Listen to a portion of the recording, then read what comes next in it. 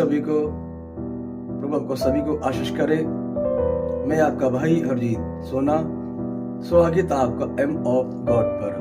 प्रभु ने आज हमें सुबह के समय कृपा दी हुई है कि प्रभु के महान और पवित्र वचन में सीखें। आइए हम प्रभु के महान और पवित्र वचन को ध्यान करें और प्रभु का महान वचन सीखेंगे।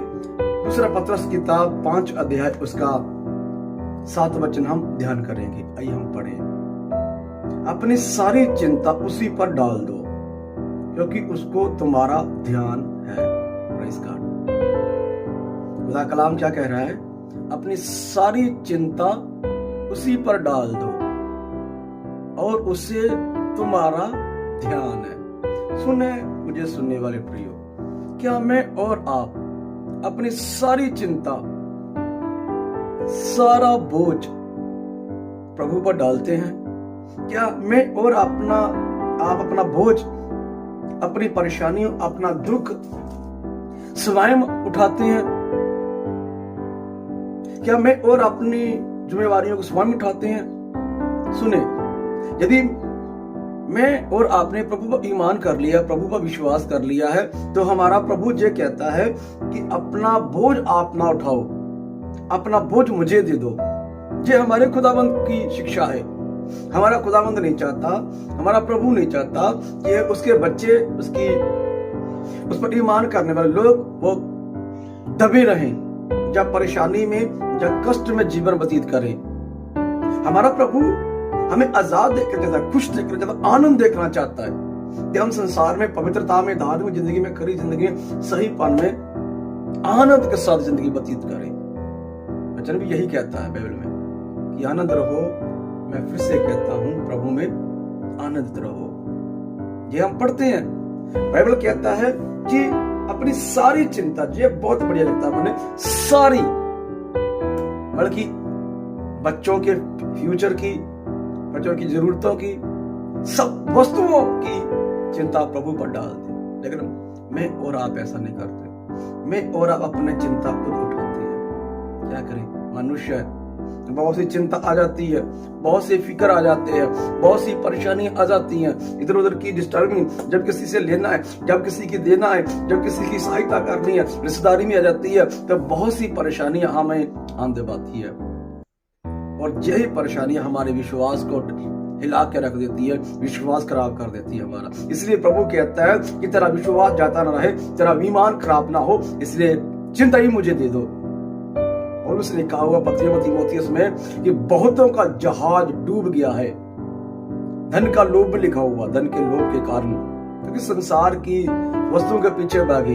तो प्रभु नहीं चाहता कि हम प्रभु को छोड़कर या किसी और वस्तु के पीछे भागें, किसी और चीज की भूख हो तो प्रभु परमेश्वर के कामों की, प्रभु परमेश्वर के साथ चलने की।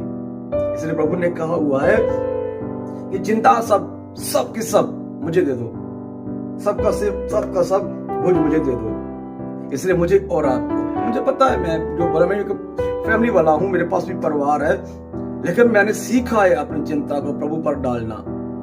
मैंने सीखा है प्रभु को परेशान करना। मैंने सीखा है प्रभु को दुखी करना। सुने, दुखी मतलब आप दुखी शब्द गलत मत लीजिए।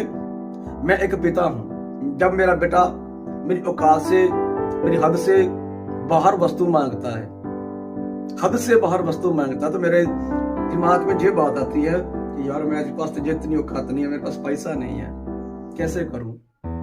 तो उस समय मैं जैसे सोचता हूं, देखता हूं कि मैं अपने बेटे की इच्छा पूरी करने के समय मेरे माइंड में ये विचार आता है, तो मेरा स्वर्गीय परमेश्वर तो ये कहता है कि मैं तो आकाश को इन गिट्ठों से मिलता हूं, समंदर को चूलियों में तोलता हूं और पहाड़ों को तकड़ी में तोलता हूं। तो फिर कहता हूं कि यार मुझसे वो बढ़िया है, इसलिए मैं क्यों करूं? मैं अपने पिता को कहता हूं, पिता मेरा बेटा ये वस्तु मांग रहा हो, मेरी औकात से बाहर, ये काम आप कीजिए, क्योंकि मैंने अपना आप आपको दे दिया है और मैं आप ही पर डिपेंड हूं। सुने मुझे सुनने वाले प्रियो, मिस्र से निकले हुए इजराइल की यही कंप्लेंट्स थी।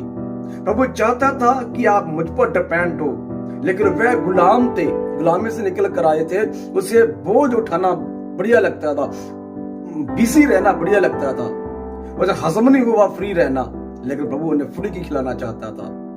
फ्री आप पूरी तरह मेरे अंदर जो बात की है, मैंने सीखा हुआ बाइबल स्टडी कर करके मूसा की तरफ, मूसा के सिर पे कि वो क्यों मारे गए, क्योंकि उनकी यही कंप्लेंट्स थी। सबसे पहले शिकायत करना, है ना, कुटकड़ाना और अपना बोझ स्वयं उठाना। लेकिन प्रभु चाहता था कि मुझ पर डिपेंड हो, मुझसे मांगे मैं दूं, लेकिन वह लोग ऐसा नहीं करते थे।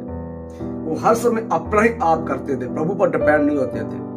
कोई भी चीज हो खुद से बुद्धि साध लेते थे, इसलिए कुटकुड़ाते थे मूसा के ऊपर, पानी नहीं मिला, रोटी नहीं मिल रहा, फलान ढमकर। वो प्रभु पर डिपेंड नहीं होते थे कि वह देगा, उसी से होगा, ये बात पर डिपेंड नहीं होते थे।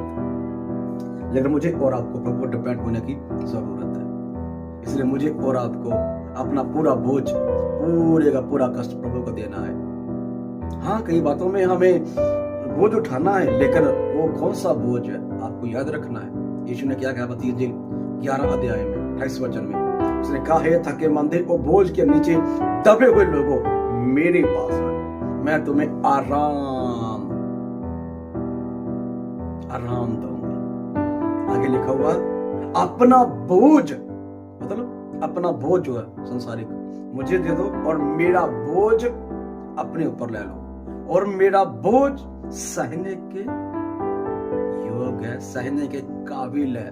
मालिक ने कहा है कि मेरा जो बोझ है सहने वाला है, लेकिन आपका बोझ सहने वाला नहीं है। मतलब उसका बोझ कौन सा है? प्रभु की सेवकाई का, ईमानदार चलने का, प्रभु का काम बढ़ाने का, सुसमाचार फैलाने का, जो उसने कहा चेले बनाने का, और मृत्यु तक सुसमाचार प्रचार करते रहने का। जे हमें यीशु का बोझ उठाना है, पवित्र जिंदगी जीनी है, ईमानदार जिंदगी जीनी है। आपको पता है ईमानदार जीना कितना कठिन है, पवित्र जीना आज के समय में कितना कठिन है, शुद्ध जिंदगी जीना कितना कठिन है, सच बोलना, सच में बने रहना कितना कठिन है। आपको मालूम, आप संघर्ष करते हैं इन चीजों का, लेकिन मालिक के लिए करना वही बोझ प्रभु ने कहा कि मेरा ले लो अपने ऊपर। इसलिए मुझे और आपको जिस बात की सीखने की जरूरत, आगे बढ़ते समझ आ रहा है। एक और वचन पढ़ते हैं, आपने ध्यान करेंगे। यीशु मसीह ने कहा, मत्ती सुसमाचार 6 अध्याय में भी हम सीखते हैं, यीशु ने कहा हुआ है, इसलिए मैं तुमसे कहता हूं कि अपने प्राण के लिए ये चिंता ना करना कि हम क्या खाएंगे और क्या पिएंगे, और ना अपने शरीर के लिए कि क्या पहनेंगे।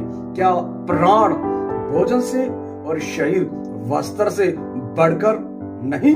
आकाश के पक्षियों को देखो, वो ना बोते हैं, ना काटते हैं, और ना खत्तों में बटोरते हैं, फिर लिखा हुआ, फिर भी तुम्हारा स्वर्गीय पिता उन्हें खिलाता है। क्या तुम उनसे अधिक मूल्य नहीं रखते? तुम में कौन है जो चिंता करके अपनी आयु में एक घड़ी भी बढ़ा सकता है? चिंता करके, यहां पर एक शब्द आ गया कि तुम में से ऐसा मनुष्य कौन है जो फिक्र करके, चिंता करके आयु में एक घड़ी भी, मतलब 1 घंटा भी बढ़ा सकता। फिक्र करने से, क्या फिक्र करने से मेरा और आपका हल हो जाता है? फिक्र करने से मेरा आपका छुटकारा हो जाता है? एक घड़ी भी, एक समय भी चिंता करने से, हम चिंता करने से बीमारी थोड़ी दूर हो जाएगा, चिंता करने से हल थोड़ी हो जाएगा, चिंता करने से किसी का पैसा थोड़ी दिया जाएगा, चिंता करने से किसी से हम छुटकारा थोड़ी दे सकते हैं। जैसे बाइबल कहता है कि चिंता मत करो, फिक्र मत करो, आकाश के पक्षियों की ओर तो देखो, ना काटते या ना बोते हैं, तब भी तुम्हारा, बल्कि मेरा पिता उन्हें खिलाता है, उन्हें खिलाता है। शरीर के लिए भी चिंता मत कीजिए, लिखा हुआ शरीर कपड़ों से बढ़कर शरीर है और पेट से बढ़कर गोद। इसलिए लिखा हुआ है कि इन सब चीजों की, इन सब वस्तुओं की चिंता मत कीजिए, प्रभु देगा। लास्ट में लिखा हुआ, आज का दुख आज काफी है, कल खुद अपनी चिंता करेगा। कल का दिन आपकी चिंता करेगा कि परमेश्वर के लोगों को क्या खिलाना है। इसलिए मुझे और आपको चिंता करने की जरूरत नहीं है। बाइबल कहता है कि चिंता करने से हम कुछ भी नहीं कर सकते, चिंता करने से, फिक्र करने से एक समय भी हम आगे या पीछे नहीं ले जा सकते। जो समय निकल चुका, चिंता करने से समय को वापस नहीं ला सकते। चिंता करने से हम कभी भी छुटकारा नहीं पा सकते। बाइबल कहता है, एक और वचन हम देखकर समाप्त करेंगे, भजन 67:19 वचन, धन्य है प्रभु जो प्रतिदिन हमारा बोझ उठाता है, वही हमारा उद्धार करता परमेश्वर। धन्य वचन है प्रभु, धन्य है प्रभु जो प्रतिदिन मेरा और आपका बोझ उठाता है। धन्य है परमेश्वर मेरा और आपका बोझ उठाता है। हर दिन वही हमारा उद्धार करता है। वह उद्धार करने वाला परमेश्वर कौन है? प्रभु यीशु। जहां पर लिखो कि वो उद्धार का मतलब जिस कंडीशन में फंसे उसे उद्धार कर देना, उसे छुटकारा दे देना, उसे मुक्ति दे देना उस चीज से। इसलिए मुझे और आपको प्रतिदिन का बोझ प्रभु उठाता है, प्रतिदिन की चिंता प्रभु करता है, प्रतिदिन का बोझ हमारा फिक्र, हमारी जो भी हमें आवश्यकता है उसे पता है। हम तो पता नहीं है कि कल हमारे साथ क्या होने वाला है, लेकिन उसे पता है। वो ऑलरेडी उसके लिए मार्ग निकाल कर रखता है, जिसका क्या मार्ग निकालना है गड़बड़ी होगी तो। इसलिए मुझे और आपको चिंता करने की जरूरत नहीं है। वो चिंता करता है, हमारी चिंता उस पर डाल दीजिए, उसे हमारा ध्यान है। यदि हम स्वयं अपनी चिंता करते हैं तो हमारा परेशानी के अलावा कुछ नहीं हाथ लगेगा, दुख के अलावा कुछ हाथ नहीं लगेगा। इसलिए खुदा का कलाम वो उद्धार करता है, मतलब जिस कंडीशन में फंसने वाले हैं उसे उद्धार करता है। चिंता करेंगे तो जो आ चुका है उसे हल थोड़ी है, उसे प्राप्त ना कीजिए।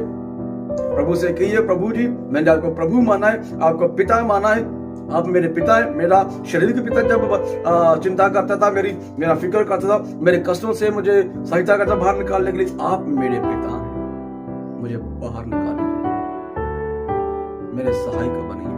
इसलिए मुझे और आपको ये बात बहुत सीखने की जरूरत है। खुदा का कलाम कहता है कि चिंता ना कीजिए। यीशु मसीह ने कहा है कि पक्षियों को और देखो, वह चिंता नहीं करते, ना खत्तों में बटोरते। मैं और आप कैसे करते? गेहूं का समय आ गया, धन का समय आ गया, हम इकट्ठा कर लेते हैं आगे के लिए। कोरोना के समय कितना इकट्ठा किया, लेकिन पशु पक्षी ने इकट्ठा किया, तब भी परमेश्वर ने खिलाया उन्हें, तब भी उनमें से कोई न मारा मनुष्यों के अलावा। इसलिए सुने, मुझे सुनने वाले प्रियो, खुदा का कलाम कहता है बोझ उठाना नहीं, बोझ नहीं, मालिक को बोझ देना है। मालिक हमारा बोझ से हम बाहर निकालेगा, वो हमें छुटकारा देगा, वो हमें आजाद करेगा। कलाम कहता है। इसलिए मुझे और आपको अपनी चिंता प्रभु को देना, अपना फिक्र प्रभु को देना है। घर बैठिए, ईश्वर जी बैठ कोशिश करें जब सीखें।